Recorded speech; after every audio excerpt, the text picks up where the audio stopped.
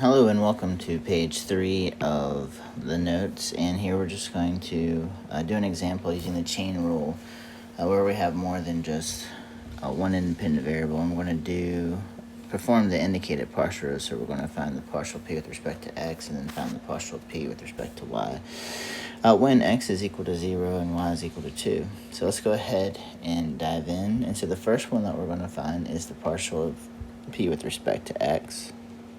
I'm just going to write out the pathway that we're going to do that.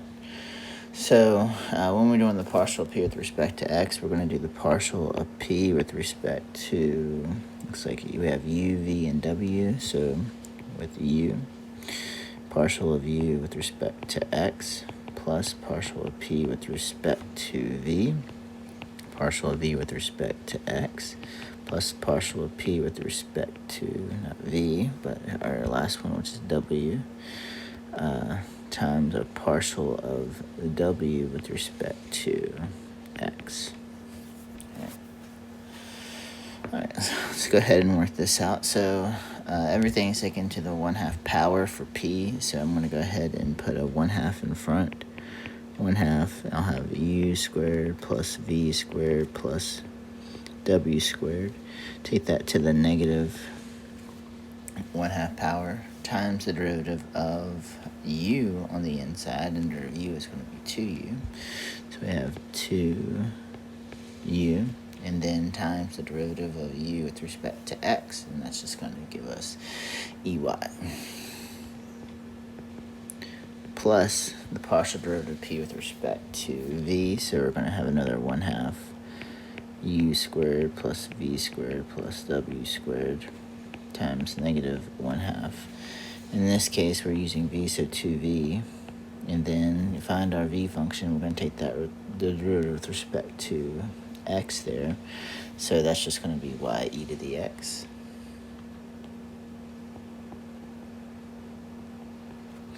Then plus, do it one more time, 1/2 u squared plus v squared plus w squared to the negative 1/2.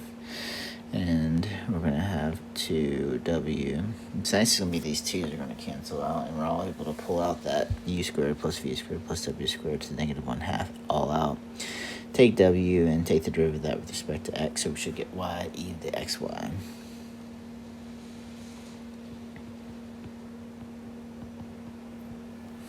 Alright, now let's go ahead and clean it up and we're finished. Alright, noticing that the 2's and the u's are all going to cancel out, what's going to be left is going to be u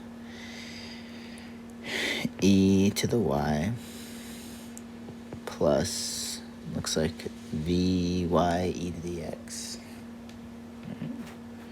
Vy e to the x plus wy e to the x all over the square root of u squared plus v squared plus w squared. Alright, and that's the partial of p with respect to x. Alright, this next one I'm going to have to write a little bit smaller just to make room for everything. So the partial of p with respect to y. And so again, that's going to be partial of p with respect to u, partial of u with respect to y, plus partial of p with respect to v, plus partial of v with respect to y. No, not plus, that should still be times. Partial of v with respect to y, plus partial of p with respect to, in this case, w, times partial of w with respect to y. Alright, and so now a lot of this is going to be very similar to the first part. 1/2 u squared plus v squared plus w squared to the negative 1/2 2u. And now it's going to change. What's the derivative of u with respect to y? E to the y, so it's just going to be x e to the y.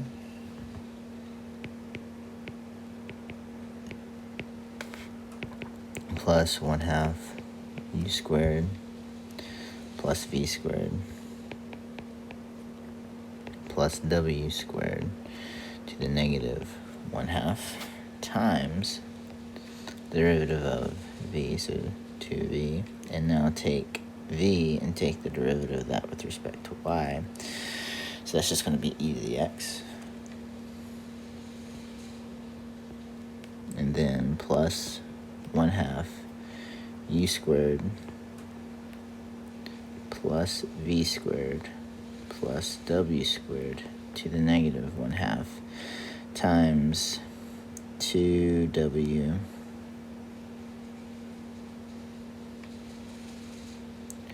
times the derivative of e x to the y with respect to y, so it should be just x e to the xy.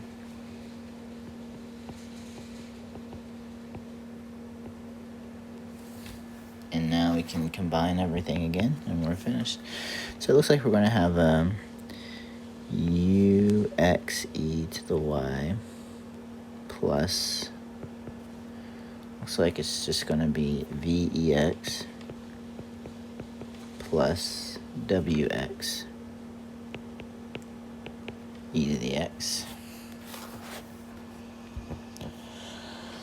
all over the square root of u squared plus v squared plus w squared. I like the solution there.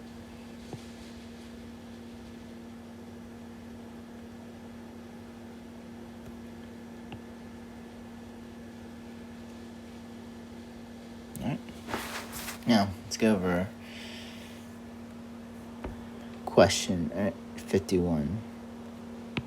Alright, so now what we're going to do is we're actually going to take a second partial derivative. Alright, and this is going to be a little bit more complicated. So if you do have questions, I will answer any questions on this part. So 51. If z is equal to f of xy, where x is equal to r squared plus s squared, and y is equal to 2rs, find the partial derivative of z, the second partial derivative of z with respect to r and s. And so again, if you're to read this correctly, what it means is that the first thing that we're going to do is we're going to have, we first had to do the partial derivative of z with respect to s, and then on the outside of that, it's the partial derivative with respect to r.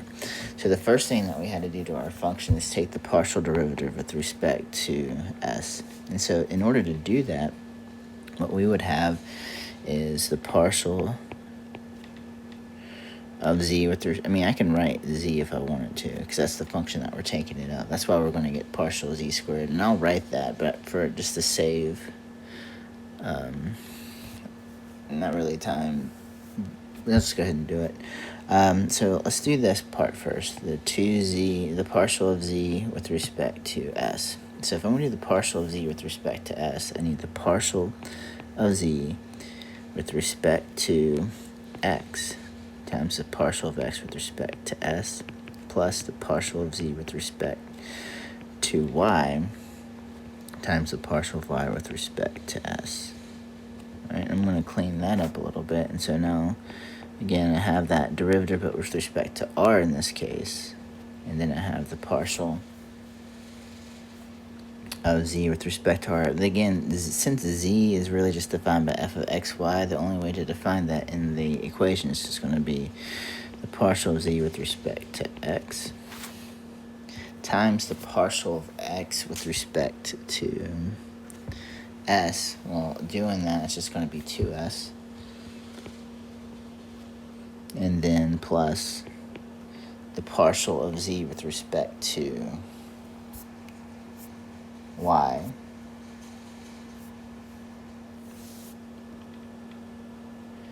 and so that's going to give us partial of z with respect to y, and then I can do the partial of y. The partial of y with respect to s is just going to be 2r. Alright, now here's where the second partial derivative comes in handy, and where you could see this as being a little bit difficult, but it's not too bad. All right, so now what we're going to do is we're kind of going to now be able to take the partial derivatives of the first term and then the second term. But now we're doing it with respect to r. And since we're doing it with respect to r, it's going to lead to, more components than what we actually have now, because it's going to also involve the product rule, because we are taking a product of these two. All right. So the first one is we're going to take the partial derivative of z with respect to r. And so I'm going to go ahead and just show that first.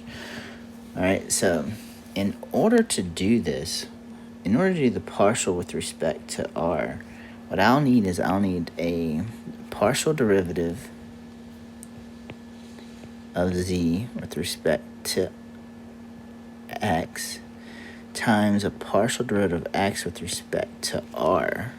That comes from this part right here, all right, times the partial derivative of z, the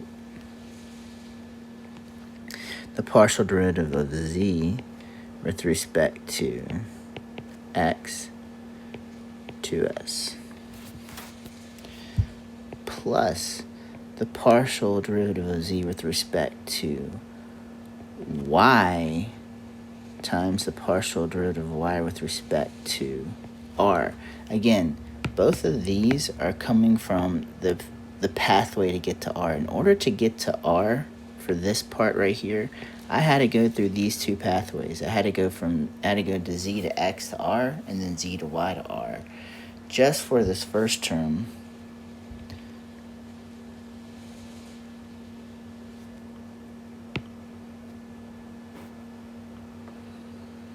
so partial of z with respect to x times 2s. Let me zoom in to give me some more room. Looks like I'm not going to have enough room. And then the last term of this is going to be plus, and now that I've taken care of the partial of z with respect to r, all right, now I just have 2s. And so now I'm going to take the derivative with respect to r of 2s.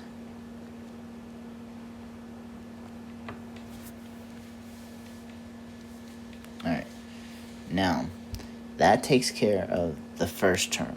Now let's take care of the second term right here. So now we got to do the same thing. We're going to do the same pathway. So I'm going to say plus, because this is just an extension, and we're going to say the partial of z with respect to, again, we're getting to r first. So the partial of z with respect to x, partial of x with respect to r. That takes care of this part, because this component right here has r in it, and it goes to the two different pathways. So times partial of z with respect to y, and then times 2r, plus pathway of getting to r through y times partial of z with respect to y.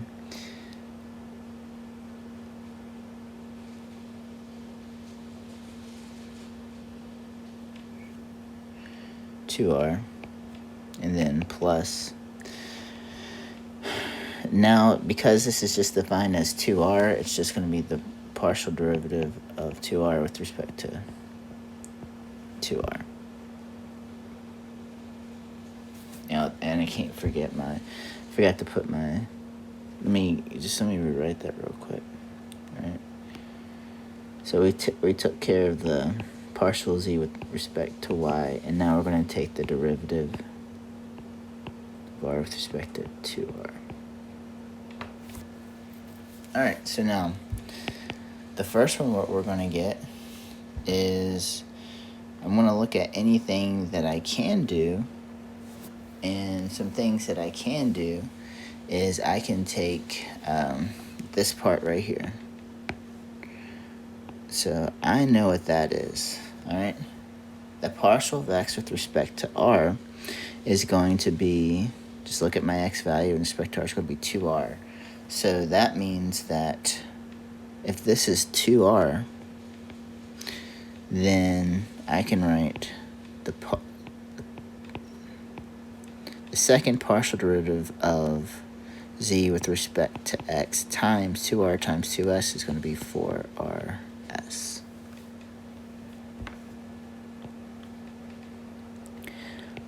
Plus, all right, let's see if anything cancels. So now again, we're doing the second partial derivative. I can actually do this part. I can't do the other two parts. So we're going to have partial partial y respect to r, and 2y, or not 2y, I hate that it looks like 2's. The partial y with respect to r is going to be 2s. So we have 2s times 2s.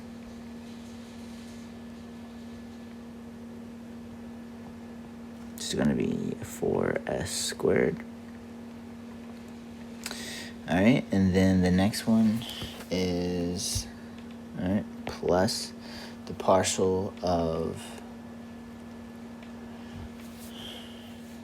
z with respect to x, but the derivative of 2s with respect to r is just 0, so plus 0. And let's hope I can fit everything in the same spot. All right, so now, can I do anything in this one? Yes, I can do the partial of x with respect to r. And so now I have the second partial derivative, and now partial x over partial y.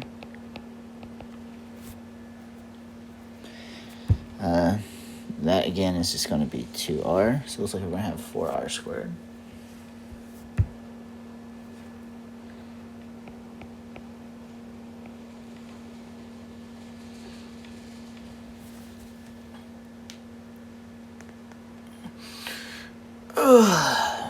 Alright, next a plus,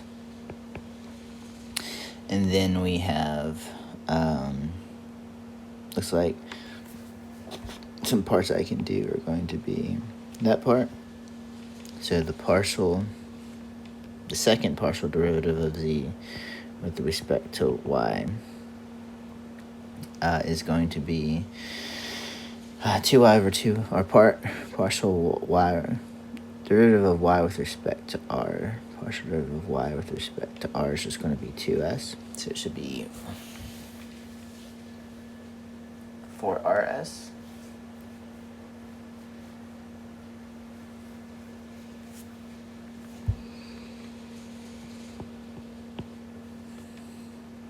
Let me write that up here.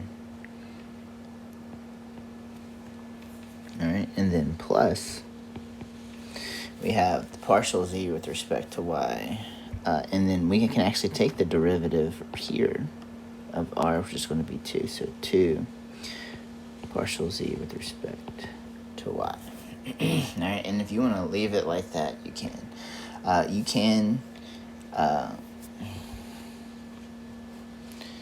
You can condense this to be, all right, so the second partial derivative of z with respect to s first, then r, is equal to, and we can write 4rs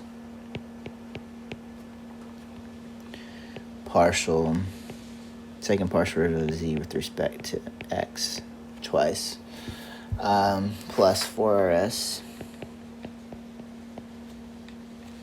times the partial, and I think I forgot to put squared there, yeah, plus the second partial derivative of z with respect to y twice, plus, now, if you recall, because we're taking it in either way, if I go from x then y then x, they're going to be the same. All right, so that's like f of sub xy is equal to f of sub yx. So no matter which direction that we're going, if we're still taking the derivative of y first, and then taking the derivative of x, and then we can say the opposite, taking the derivative of x and then taking the derivative of y. Let me just write it down. So recall that whatever pathway we choose, they're going to be equal to one another. So by the continuity of partials, because these are partial derivatives, we can say we have 4r squared plus 4s squared, and that's going to be times by partial of z partial x partial y. Alright. If you wanted to, you could have said partial y partial x for that part, because we're taking this from these two.